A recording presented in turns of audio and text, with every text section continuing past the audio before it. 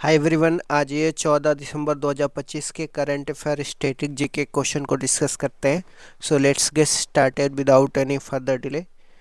प्रश्न संख्या 1 से स्टार्ट करते हैं। 14 साल से कम उम्र की लड़कियों के लिए स्कूल में हेड स्कार्फ पहनने पर प्रतिबंध किस देश ने लगा दिया है? ऑस्ट्रिया ने लगा दिया है। यह प्रतिबंध सरकारी और निजी दोनों स्कूलों पर लागू होगा। इसमें हिजाब और बुर्का जैसे मुंह ढकने वाली चीज़ें शामिल होंगी। ऑस्ट्रिया की बात करते हैं तो ऑस्ट्रिया की राजधानी वियना है और ओपेक का मुख्यालय भी ऑस्ट्रिया में है, ये भी आपको ध्यान में रखना है। नेक्स्ट क्वेश्चन पे आ जाते हैं। नासा के किस स्पेसक्राफ्ट का मंगल ग्रह से 1 दशक बाद संपर्क टूटा है? नासा के मोवेन स्पेसक्राफ्ट का मंगल ग्रह से 1 दशक बाद संपर्क टूटा है। मोवेन को 2013 में लॉन्च किया गया था। 2014 में यह मंगल ग्रह की कक्षा में पहुंच गया था। नासा के मंगल रोवर की बात करते हैं तो क्यूरोसिटी और परसिवरेंस है। भारत का मंगल ग्रह की बात करते हैं तो इसको PSLV C-25 से लॉन्च किया गया था, तो ये भी आपको ध्यान में रखना है साथ साथ। नेक्स्ट क्वेश्चन पे आ जाते हैं। इजरायली मिलिट्री चीफ ने येलो लाइन को किस देश के बीच नया बॉर्डर घोषित किया है? तो इजराइल और गाजा के बीच में। इजराइल के अनुसार गाजा पट्टी का लगभग 58% क्षेत्र उसके नियंत्रण में है। इसे नया बॉर्डर उसने घोषित कर दिया है। इजराइल और गाजा के बीच में डोनाल्ड ट्रंप ने 20 पॉइंट पीस प्लान लॉन्च करी थी, ये भी आपको ध्यान रखना है। नेक्स्ट क्वेश्चन पे आ जाते हैं। गोवा नाइट क्लब अग्निकांड के आरोपियों के खिलाफ इंटरपोल ने कौन सा नोटिस जारी किया है? तो ब्लू नोटिस जारी किया है। इस हादसे में 25 लोगों की डेथ हो गई थी। ब्लू नोटिस का उद्देश्य क्या होता है? किसी व्यक्ति की पहचान या लोकेशन पता करना होता है। आरोपी थाईलैंड के फुकेट से गिरफ्तार किए गए। नेक्स्ट क्वेश्चन पे आ जाते हैं। अंतर्राष्ट्रीय सार्वभौमिक स्वास्थ्य कवरेज दिवस 2025 कब मनाया गया है? तो 12 दिसंबर को मनाया गया। इसका उद्देश्य क्या है? सस्ती और गुणवत्तापूर्ण स्वास्थ्य सेवाएं देना। 2025 की थीम की बात करते हैं तो अफोर्डेबल हेल्थ कॉस्ट है। 12 दिसंबर को इंटरनेशनल डे ऑफ न्यूट्रलिटी भी मनाया जाता है, तो ये भी आपको ध्यान रखना है।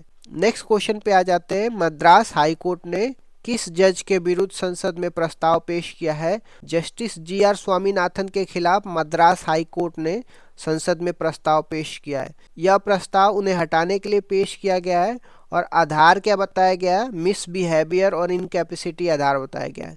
राष्ट्रपति को हटाने की प्रक्रिया को औपचारिक रूप से महाभियोग कहा जाता है, तो ये भी आपको ध्यान रखना है। नेक्स्ट क्वेश्चन पे आ जाते हैं। पूर्व केंद्रीय गृह मंत्री शिवराज सिंह पाटिल का निधन कहाँ पे हुआ है? तो लातूर महाराष्ट्र में हुआ है। वे लगातार 7 बार लातूर से सांसद रह चुके हैं और 10वें लोकसभा स्पीकर भी रह चुके थे, वो 1991 से 1996 के बीच में। 26/11 हमले के बाद 2008 में गृह मंत्री पद से उन्होंने इस्तीफा दे दिया था। नेक्स्ट क्वेश्चन में आ जाते हैं। लियोन मेसी की 70 फीट ऊंची लोहे की मूर्ति कहाँ पे स्थापित की गई है? दमदम कोलकाता पश्चिम बंगाल में स्थापित की गई है। मूर्ति की बात करते हैं तो यह मूर्ति 2022 के फीफा वर्ल्ड कप जीतने के बाद की मुद्रा में है और मेसी अर्जेंटीना के फुटबॉलर हैं, ये भी आपको ध्यान में रखना। उनकी जर्सी की संख्या 10 है, तो ये भी आपको ध्यान में रखना। नेक्स्ट क्वेश्चन पे आ जाते हैं। चराइंगचंग फेस्टिवल का आयोजन कहाँ पे हुआ है और इसका संबंध किससे है? तो यह माजुली द्वीप असम में हुआ है। माजुली विश्व का सबसे बड़ा नदी पे द्वीप है और यह ब्रह्मपुत्र नदी पर स्थित है। चराइचंग सेंचुरी की स्थापना की बात करते हैं तो 1633 में इसकी स्थापना हुई थी। नेक्स्ट क्वेश्चन पे आ जाते हैं। महाक्राइम OSEI पुलिसिंग प्लेटफॉर्म किसने लॉन्च करी है?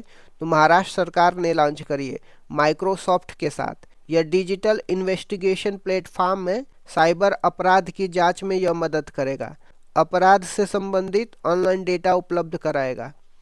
नेक्स्ट क्वेश्चन पे आ जाते हैं। भारत और स्वीडन ने 7 ग्रीन टेक प्रोजेक्ट किस उद्देश्य से लॉन्च किया है? स्टील और सीमेंट सेक्टर को डिकार्बनाइज करने के लिए लॉन्च किया गया है। डिकार्बनाइज मतलब कार्बन का उत्सर्जन कम करने के लिए। भारत का नेट जीरो का लक्ष्य 2070 है, तो ये भी आपको ध्यान में रखना है। जनगणना की बात करते हैं। भारत में जनगणना की शुरुआत कब और किसके कार्यकाल में हुई थी? तो भारत में जनगणना की शुरुआत 1872 में वायसराय लॉर्ड मायो के कार्यकाल में शुरुआत हुई थी। वैज्ञानिक और दशकीय आधार पर जनगणना की शुरुआत कब और किसके कार्यकाल में हुई थी? वैज्ञानिक और दशकीय आधार पर हर 10 वर्ष में जनगणना की शुरुआत 1881 में वायसराय लॉर्ड रिपन के कार्यकाल में हुई थी। 2011 की जनगणना का क्रम क्या था? 2011 की जनगणना कुल मिला के 15वें क्रम की थी, स्वतंत्र भारत के हिसाब से 7वें क्रम की थी और दशक के आधार पर 14वें क्रम की थी। महाविभाजक वर्ष किसे कहा जाता है और क्यों? 1921 को महाविभाजक वर्ष कहा जाता है क्योंकि 1911 से 21 के दशक में अकाल और महामारियों के कारण जनसंख्या वृद्धि न्यूनतम रही है, जनसंख्या बढ़ने के बजाय घट रही थी। 2011 की जनगणना के आयुक्त और आदर्श वाक्य क्या थे? तो आयुक्त चंद्रमौली साहब थे और आदर्श वाक्य हमारी जनगणना हमारा भविष्य, आर सेंसस आर फ्यूचर है। 2011 की जनगणना के अनुसार भारत की कुल जनसंख्या दशकीय वृद्धि दर कितनी थी? कुल जनसंख्या की बात करते 121.09 करोड़ थी, जिसमें भारत चीन के बाद दूसरे स्थान पे था। दशकीय वृद्धि दर की बात करते हैं 2001 से 2011 तक 17.7% थी। सर्वाधिक और न्यूनतम जनसंख्या वाला राज्य कौन से थे? तो सर्वाधिक जनसंख्या वाला राज्य उत्तर प्रदेश, जिसमें 16.51% और इसके बाद महाराष्ट्र, बिहार और पश्चिम बंगाल है। न्यूनतम जनसंख्या वाला राज्य सिक्किम है, जिसमें 0.05%, इसके बाद मिजोरम और अरुणाचल प्रदेश है। सर्वाधिक और न्यूनतम दशकीय वृद्धि दर वाला राज्य कौन से थे? सर्वाधिक दशकीय वृद्धि दर वाला राज्य मेघालय है, जिसका 27.9% वृद्धि दर है। न्यूनतम ऋणात्मक वृद्धि वाला नागालैंड है, जिसमें -0.6% वृद्धि दर थी। यह एकमात्र राज्य था जहां जनसंख्या वृद्धि दर ऋणात्मक थी। भारत की जनसंख्या घनत्व कितना है? सर्वाधिक और न्यूनतम जनसंख्या घनत्व वाला राज्य कौन से हैं? तो भारत की जनसंख्या घनत्व 382 व्यक्ति प्रति वर्ग किलोमीटर है। सर्वाधिक जनसंख्या घनत्व बिहार का है, 1106 व्यक्ति प्रति वर्ग किलोमीटर है। न्यूनतम जनसंख्या घनत्व वाला राज्य अरुणाचल प्रदेश है, जिसमें 17 व्यक्ति प्रति वर्ग किलोमीटर है। भारत का लिंगानुपात कितना है? सर्वाधिक और न्यूनतम लिंगानुपात वाले राज्य कौन से हैं? भारत का लिंगानुपात की बात करते हैं 943 महिलाएं प्रति 1000 पुरुष पे है। सर्वाधिक लिंगानुपात की बात करते हैं केरल का है, 1084 महिलाएं हैं प्रति 1000 पुरुष पे। न्यूनतम लिंगानुपात की बात करते हैं हरियाणा है, जिसमें 879 महिलाएं हैं प्रति 1000 पुरुष पे। भारत की साक्षरता दर कितनी है? सर्वाधिक और न्यूनतम साक्षरता वाला राज्य कौन से हैं?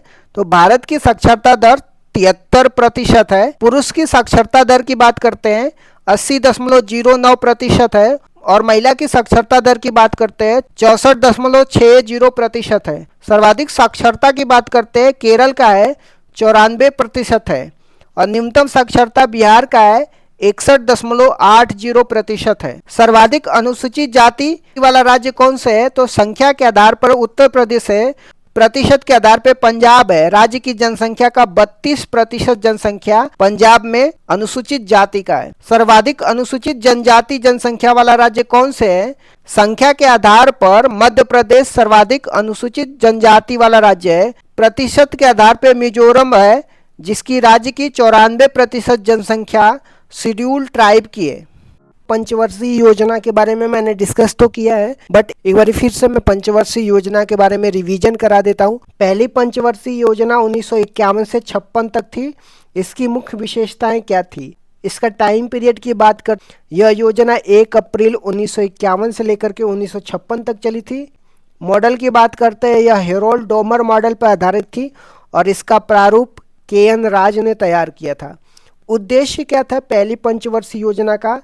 इसका मुख्य ध्यान कृषि एग्रीकल्चर पर था। विकास की दर की बात करते हैं, जो लक्ष्य था 2.1% था, लेकिन 3.6% की वृद्धि हासिल की गई थी, जो लक्ष्य से अधिक थी। दूसरी पंचवर्षीय योजना 1956 से 1961 के प्रमुख बिंदु क्या थे? दूसरी पंचवर्षीय योजना की अवधि की बात करते हैं 1956 से 1961 तक रहता है। मॉडल की बात करते हैं, यह महालनोबिस मॉडल पर आधारित थी। इसका जो उद्देश्य था, इस योजना में भारी उद्योगों पर बल दिया गया, जिसमें प्रमुख उपलब्धियां थी। इसी योजना के दौरान भिलाई छत्तीसगढ़, राउरकेला उड़ीसा, दुर्गापुर पश्चिम बंगाल में आयरन स्टील प्लांट स्थापित किए गए। विकास की दर की बात करते हैं, लक्ष्य 4.5% का था और प्राप्ति 4.27% थी। तीसरी पंचवर्षीय योजना 1961 से 66 तक क्यों असफल रही थी? 1961 से 66 तक तीसरी पंचवर्षीय योजना थी। यह मॉडल सुखमय चक्रवर्ती मॉडल पर आधारित थी। इसका उद्देश्य था कृषि और उद्योग दोनों पर बल देना। असफलता के कारण ये थे, यह योजना 1962 के दौरान भारत चीन युद्ध और 1965 के भारत पाकिस्तान युद्ध के कारण अपने लक्ष्य को प्राप्त नहीं कर सकी और असफल रही। अन्य घटना की बात करते हैं तीसरी पंचवर्षीय योजना में।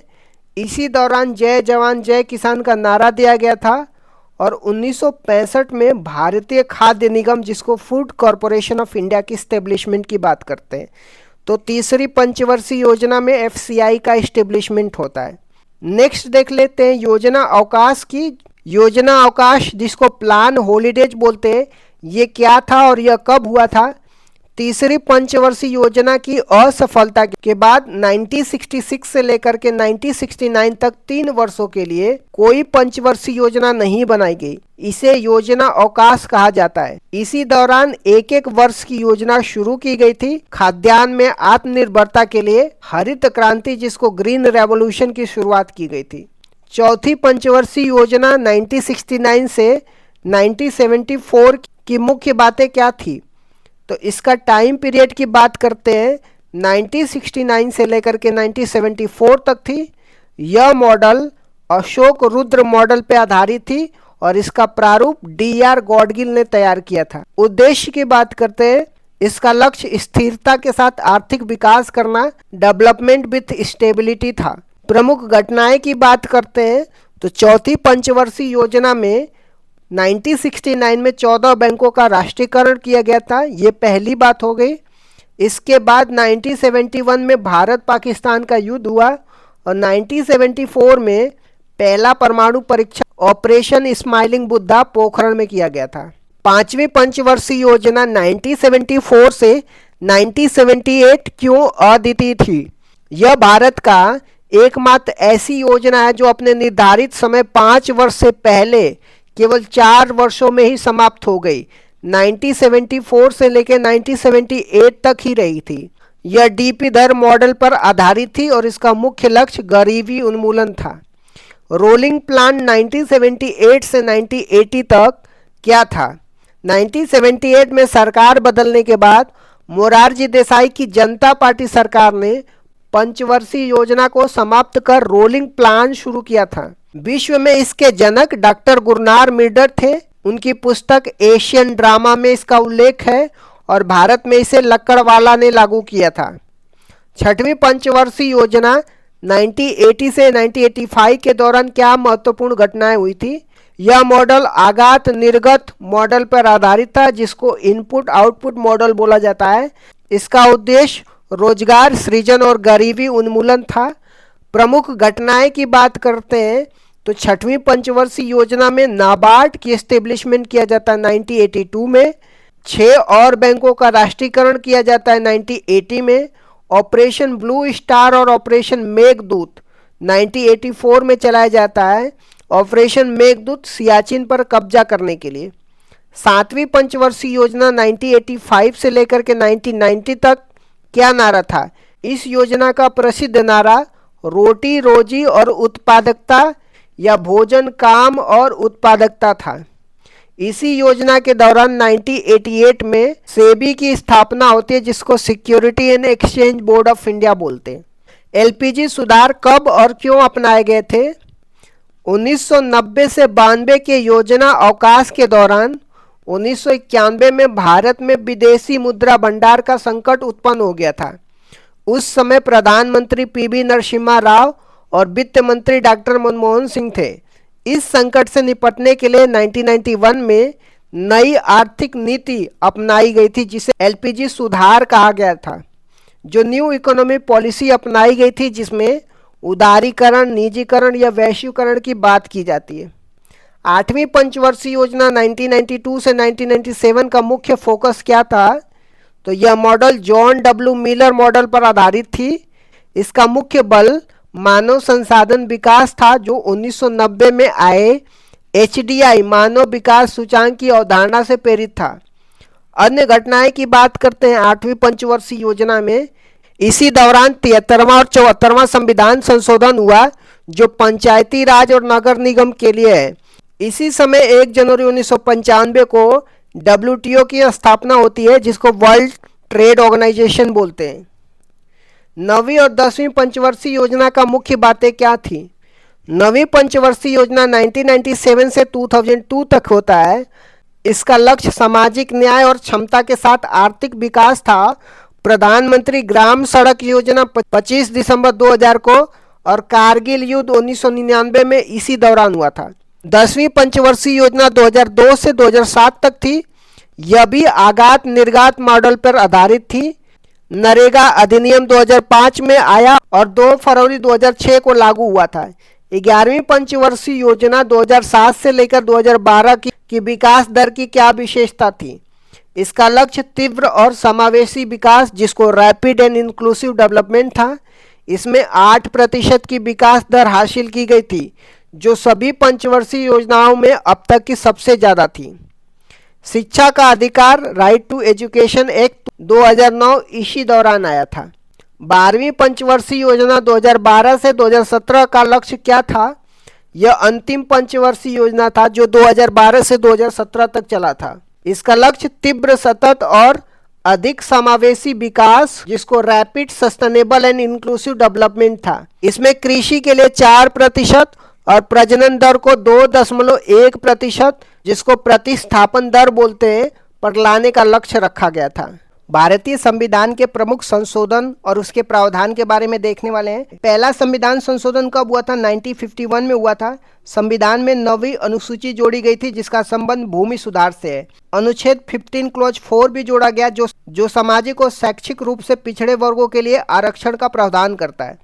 7वां संविधान संशोधन 1956 में राज्य पुनर्गठन से संबंधित है। यह प्रावधान किया गया कि 2 या 2 से अधिक राज्यों के लिए एक राज्यपाल हो सकता है।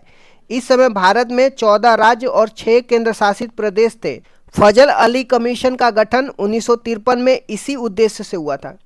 15वां संविधान संशोधन 1963 में हुआ था। हाई कोर्ट के न्यायाधीशों की सेवानिवृत्ति की आयु 60 से बढ़ाकर के 62 कर दिया गया था। 21वां संविधान संशोधन 1967 में हुआ था। इस संविधान संशोधन से संविधान की 8वीं अनुसूची में 15वीं भाषा के रूप में सिंधी भाषा को जोड़ा गया और मूल संविधान में 14 भाषाएं थी, अब जाकर के 22 भाषाएं हैं। 24वां संविधान संशोधन 1971 में हुआ था। इंदिरा गांधी के कार्यकाल में संसद को संविधान संशोधन की असीमित शक्तियां प्रदान की गई थी। हालांकि इसके बाद केशवानंद भारती केस 1973 में सुप्रीम कोर्ट ने स्पष्ट किया कि संसद की यह शक्ति असीमित नहीं है, बल्कि सीमित है और इस संविधान के मूल ढांचा को नहीं बदल सकती है। 26वां संविधान संशोधन 1971 की बात करते हैं। राजाओं को दिए जाने वाला प्रीवी पर्स को समाप्त कर दिया गया, जो देशी रियासतों के एकीकरण के बदले में दी जाने वाली एक बड़ी राशि थी। 36वां संविधान संशोधन 1975 में सिक्किम को भारत का पूर्ण राज्य बनाया गया और ये भारत का 22वां राज्य सिक्किम बन के आया था। 42वां संविधान संशोधन 1976 की बात करते हैं। इसे मिनी कॉन्स्टिट्यूशन या लघु संविधान कहा जाता है। 42वां संविधान में प्रस्तावना में संशोधन किया, जिसमें समाजवाद, पंथ निरपेक्ष, अखंडता शब्द जोड़े गए और प्रस्तावना में अब तक ये एकमात्र संशोधन है। 42वां संविधान संशोधन में फंडामेंटल ड्यूटी जोड़ी गई थी, जो भाग 4A में अनुच्छेद 51A को जोड़ा गया था, जिसमें मौलिक कर्तव्य शामिल थे। यह सरदार स्वर्ण सिंह समिति की सिफारिश पे फंडामेंटल ड्यूटी, जिसको मौलिक कर्तव्य बोलते हैं, इसको जोड़ा गया था। 42वां संविधान संशोधन में राज्य सूची से समवर्ती सूची में विषयों को हस्तांतरण किया गया, जिसमें 5 विषय वन, वन्य जीव, मापतोल, न्याय प्रशासन और शिक्षा को राज्य सूची से समवर्ती सूची में स्थानांतरित किया गया।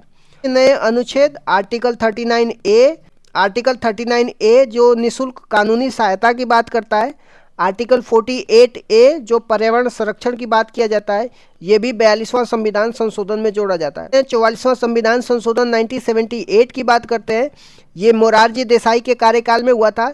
इसमें संपत्ति के अधिकार में बदलाव किए जाते हैं। संपत्ति के अधिकार को मौलिक अधिकार की सूची से हटा करके इसे कानूनी अधिकार, जिसको लीगल राइट बनाया गया, जो अब अनुच्छेद 300A में है। पहले इसमें आर्टिकल 30 पहले संपत्ति का अधिकार आर्टिकल 31 पहले संपत्ति का अधिकार अनुच्छेद 31 में था। राष्ट्रीय आपातकाल, नेशनल इमरजेंसी की बात करते हैं। इसमें राष्ट्रीय आपातकाल के लिए आंतरिक अशांति के स्थान पे सशस्त्र विद्रोह शब्द का प्रयोग किया गया। राष्ट्रीय आपातकाल लगने के लिए कैबिनेट की लिखित अनुमति को अनिवार्य किया गया। संविधान में कैबिनेट शब्द की पहली बार उल्लेख इसी संशोधन में हुआ था। आ जाते हैं 52वां संविधान संशोधन की बात करते हैं जो 1985 में हुआ था।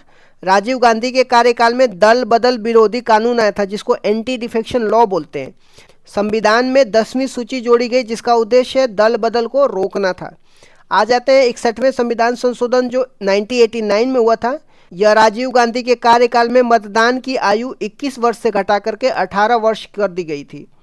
अब आ जाते हैं 73वां संविधान संशोधन 1992 में पंचायती राज व्यवस्था या ग्रामीण स्थानीय स्वशासन से संबंधित है।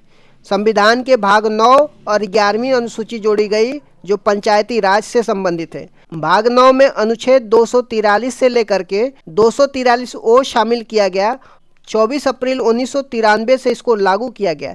74वां संविधान संशोधन 1992 की बात करते हैं। ये शहरी स्थानीय स्वशासन की बात करता है जिसमें नगर पालिका नगर निकाय से संबंधित है। संविधान में भाग 9 ए और 12वीं अनुसूची जोड़ी गई। 12वीं अनुसूची में टोटल 18 विषय हैं। आ जाते हैं 86वें संविधान संशोधन 2002 की बात करते हैं। 6 से 14 वर्ष के बच्चों के लिए अनिवार्य और मुफ्त शिक्षा का प्रावधान किया गया। अनुच्छेद 21 ए जोड़ा गया जिसके तहत शिक्षा का अधिकार एक मौलिक अधिकार बन गया। अनुच्छेद 51 ए क्लॉज के रूप में 11वां मौलिक कर्तव्य भी जोड़ा गया था। आ जाते हैं 89वां संविधान संशोधन 2003 की बात करते हैं। अनुच्छेद 338 ए को जोड़ा गया जिसमें राष्ट्रीय अनुसूचित जनजाति आयोग जिसको national commission for scheduled tribe का उल्लेख है। अनुच्छेद 338 में राष्ट्रीय अनुसूचित जाति का उल्लेख किया गया है। 91वां संविधान संशोधन 2003 की बात करते हैं। मंत्रिपरिषद के आकार को सीमित किया गया। इसके अनुसार कुल लोकसभा सदस्यों के 15% से अधिक मंत्री नहीं हो सकते। आ जाते हैं 92वां संविधान संशोधन 2003 की बात करते हैं। 8वीं अनुसूची में 4 भाषाएं जोड़ी जाती है जो बोडो, डोंगरी, संथाली और मैथिली होती है। 97वां संविधान संशोधन 2011 में सहकारी समिति से संबंधित है। संविधान के भाग 9 बी अनुच्छेद 43 बी और अनुच्छेद 19 क्लॉज 1 क्लॉज सी में सहकारी समिति शब्द जोड़ा गया।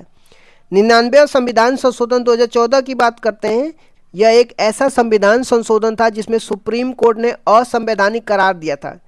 यह राष्ट्रीय न्यायिक नियुक्ति जिसको नेशनल जुडिशरी अपॉइंटमेंट कमीशन के निर्माण की बात करता है जिसका उद्देश्य कॉलेजियम पद्धति को बदलना था।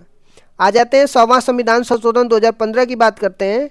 भारत और बांग्लादेश के बीच में 3 बीघा कॉरिडोर जमीन के आदान प्रदान से संबंधित है। 101वां संविधान संशोधन 2016 की बात करते हैं जिसमें जीएसटी जिसको गुड्स एंड सर्विस टैक्स बोलते हैं इससे संबंधित है। यह 1 जुलाई 2017 को लागू हुआ। विजय केलकर समिति के सिफारिश पर यह आया था। संविधान में अनुच्छेद 246 ए जीएसटी का उल्लेख है और अनुच्छेद 279 ए जो जीएसटी काउंसिल का उल्लेख जिसका प्रमुख भारत के वित्त मंत्री होता है ये सब जोड़ा गया। 102वां संविधान संशोधन 2018 की बात करते हैं। इसमें आर्टिकल 338 बी जोड़ा गया जिसमें राष्ट्रीय पिछड़ा वर्ग आयोग की बात करता है। इसमें यह निर्धारित किया गया कि कौन सी जाति पिछड़ा वर्ग में आएगी और यह अधिकार केंद्र सरकार का होगा।